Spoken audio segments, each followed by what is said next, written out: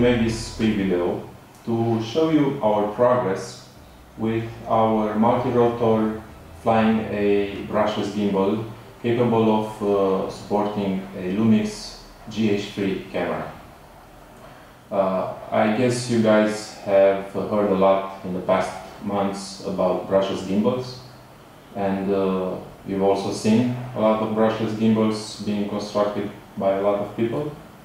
What's interesting about this gimbal is the fact that it is capable of supporting really well a GH3, which compared to other cameras such as GoPros and Sony NEX cameras, it's a little bit heavier. This camera has about 750 grams in comparison to, I don't know, Sony NEX 5, which has about 300 to 400 grams including the lens. When buying or building a brushless gimbal, there are some very important aspects that you have to consider, and that we managed to overcome with our solution. One of the main issues is to have a gimbal which is able to be balanced properly. The secret of brushless gimbals is to be able to balance it on all axes, otherwise it will not perform well. Besides being able to balance it, you have to have enough room for your accessories. One of your accessories will be a HDMI cable, like this ugly silver cable here. This is our temporary HDMI cable, and it's very important that you can hook such a cable to your camera. If your gimbal is too small and it will not allow you to do so, you'll have to start inventing stuff like putting other cameras to fill in the screen of your main camera, things that with brushless gimbals I don't think will work properly. So make sure you have enough room for your HDMI cable. Now, another important thing about HDMI cables, they have to be very flexible, because if you put unwanted pressure on a brushless gimbal, it will stop performing properly. So this cable here is quite flexible, but not flexible enough. We would like to replace this one with a cable which will be so flexible that it will allow us to run it through the bars of the gimbals, so that it will not be seen like now. Other important aspects about brushless gimbals is being able to mount the rest of your accessories, such as video transmitter, such as the battery that is powering the gimbal, such as the HDMI converter, the remote controller receiver, and also the remote shutter if you have one. We have a remote shutter on this gimbal, which allows us to remotely control the GH3 to perform the following functions. We can start and stop video, or we can take pictures during filming. Now, if you only want to take pictures, what's nice is the fact that you can use the camera's bracketing with the remote control shutter. And why is this nice? Because this allows you to do really nice aerial HDR pictures. And it's not easy to do this with any camera. As I said in the past, we were using Sony NEX cameras which did not even have the possibility of attaching an external shutter except via infrared, which was very limited. If you guys used Sony camera, you know that if you use the infrared remote, you may no longer control the shutter modes, which sucks. It's not the case with GH3. Now, why GH3? Why not something else? Strictly comparing to Sony NEX cameras, the GH3 outperforms the Sony NEX cameras because of two main reasons. First reason is the bitrate. The bitrate on the GH3 is 3 times bigger than Sony NEX cameras. The GH3 can go up to 72 megs per second, whereas the Sony NEX goes up to, I think, 28 or something, so almost 3 times bigger. And another important thing is that you will no longer have aliasing and noir problems that you usually have with Sony NEX cameras. So when you're shooting aerials and you have houses, roofs, then you get a lot of artifacts that you do not wish to get. So this is no longer the case with the GH3. The only disadvantage of the GH3 is because it's the fact that it's a bit heavier. But if you have a proper gimbal and a proper frame, you can use it well. A lot of people are asking us, are you guys capable of flying DSLR cameras? And this is because many people believe that in order to have good quality footage, you need DSLR cameras, which is false. The GH3 camera outperforms a lot of DSLR cameras, and those that are better than GH3 are also a lot heavier. And yeah, we all want to fly the best camera, but you have to be practical, and you have to have the perfect solution for the perfect job. Like in some cases, a GoPro Hero 3 camera will do the job. But in some cases, when you want a bigger camera, the GH3 is the solution. Other things to consider. When using brushless gimbals, you have to make sure there is no unwanted vibration in your frame. So you have to choose your frame very careful, your motors very careful, and your propellers very carefully. This is a CarbonCore Hexa copter. It has a diameter of 950 millimeters, and it is a great frame in this case, mainly because it is well engineered so that it will not vibrate like many of the lower quality frames are doing. And if you have a frame that is not stiff enough, it's simply impossible to fly a brushless gimbal properly. Another important aspect is how well are your propellers balanced, and also your motors. If you guys don't know, even if you buy the best of the best propellers, you need to check them, you need to make sure they are well balanced. And that's not the case for motors. If you buy good motors, they should normally be balanced. But even if you have everything perfect, if you have the perfect frame, you have the perfect propellers, the perfect motors, the frame will still vibrate a bit.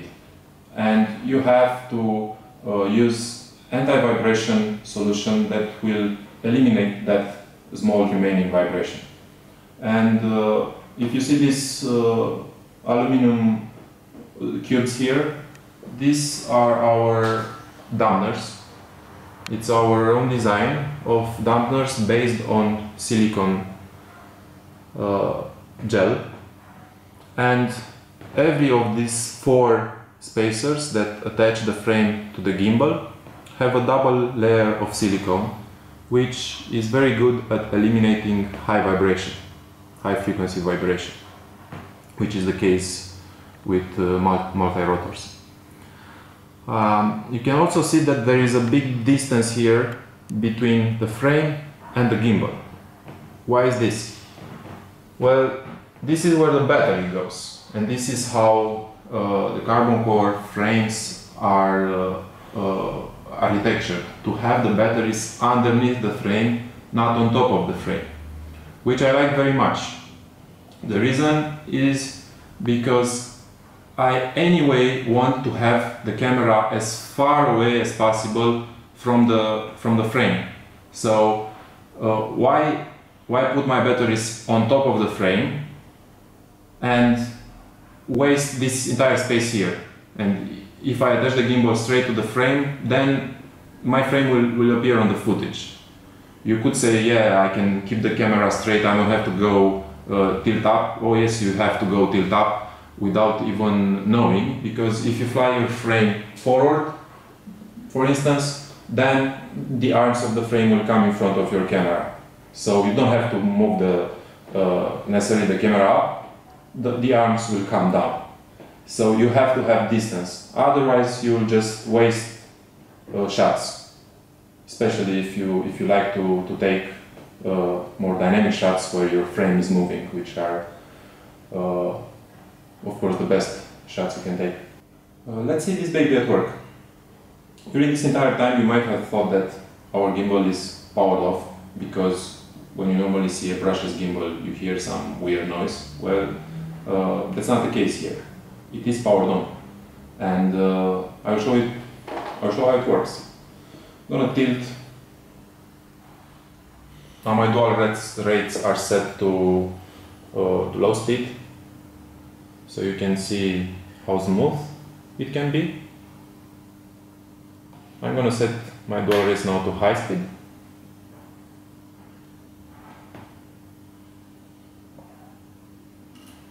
And let's also do a little bit of roll.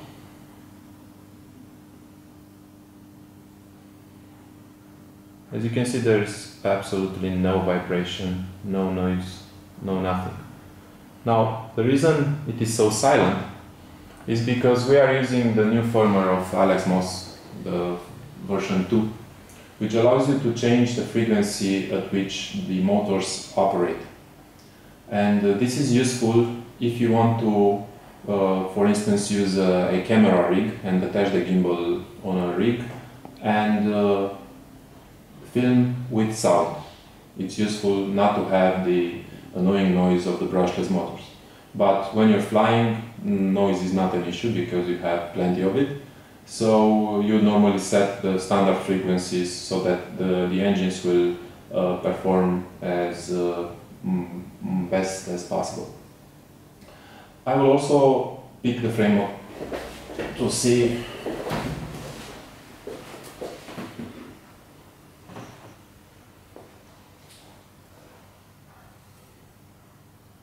again, no noise, no vibration. So imagine a frame which has no vibration.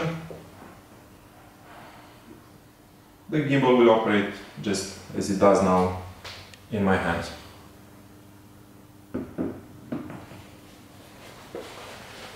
We took some test footage with it. Not only test footage, we also had an important project. We filmed some footage for a commercial, but we are not yet allowed to publish that footage. And unfortunately we did not get much time to fly because of the incredibly bad weather. But we took it to some flight tests, indoor flight tests. We will show those. We also mounted the gimbal on a small crane that we made, and we took it out by car. We hanged the gimbal outside of the car, and we took some shots with it to see how well does it perform in higher speeds. And we can confirm that this gimbal with these motors is working properly until 50 kilometers per hour. After 50 kilometers per hour, you might have your camera slip on one side or the other, so the engines will stop being able to keep the camera balanced. And we did this with average power settings. Maybe if we would have increased the power settings, we could have got to higher speeds. Now, with the settings that we have now, the motors are barely warm, so I guess we could boost the power. But anyway, 50 kilometers, I think it's fine. We were really impressed because we thought that it might not work at that high speed. Now, if you mount a hood on the lens, things might change, because if you have a big hood, then that will get so much friction with the air that you'll probably not be able to go at such high speed. But for a multi-rotor, I think 50 kilometers per hour it's great, because let's face it, I don't think many people fly at higher speeds than that. If, for instance, you want to mount something like this on a helicopter, which could go much faster, that might be a problem, but for a multi-rotor it's perfectly good. We also flown with it in the wind, and it was quite heavy wind, and we can confirm that it behaves unbelievably well. We expected it to slip in different times where the wind was more powerful, but to our surprise it did not. So for those who thought that brushless gimbals are not really an alternative to standard servo gimbals, well, I think you guys are wrong. So yeah, if you want to go 100 kilometers per hour, yeah, you might be right, but otherwise I think the brushless gimbals will soon be a replacement.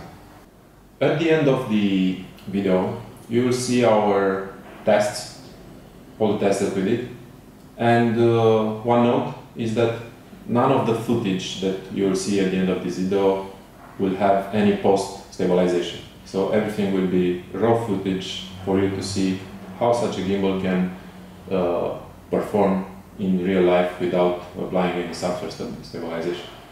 And regarding stabilization, software stabilization, there's no gimbal that will work perfectly. But in some cases, when your frame shakes because you put it the wrong way in the wind and such, you might send vibration to the gimbal and it might shake a bit. But there is no comparison to previous solutions, really, there is no comparison. And the vibrations, when you have vibrations, they are so small that there's no problem to stabilize those. I forgot to mention that this gimbal is in fact a 3-axis gimbal. So we also have a solution for the pan. It is not a brushless solution, it is a servo solution. I will show you how it works.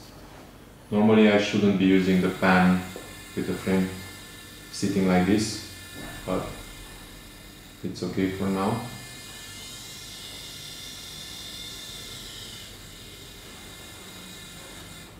It is of course noisy as a servo motor is, but it's quite smooth. And we have a saying in our team: no pen, no gain.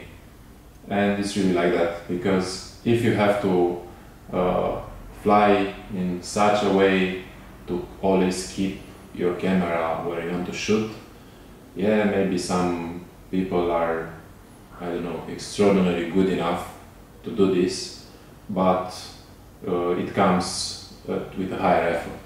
If you have a pen stabilization and if you have pen control, things will suddenly be a lot more easier for you to take the shots that you want to take. So if you have the opportunity of getting a gimbal with a pan solution, get it, it makes the difference. This was it. I hope you enjoyed our video, and I hope you'll also enjoy the footage that we're gonna post at the end of this. Keep in mind, nothing is stabilized there, it's raw footage, and we will soon, hopefully the weather will get better, and we will soon start flying a lot, and we will post more footage for you to see. Thanks.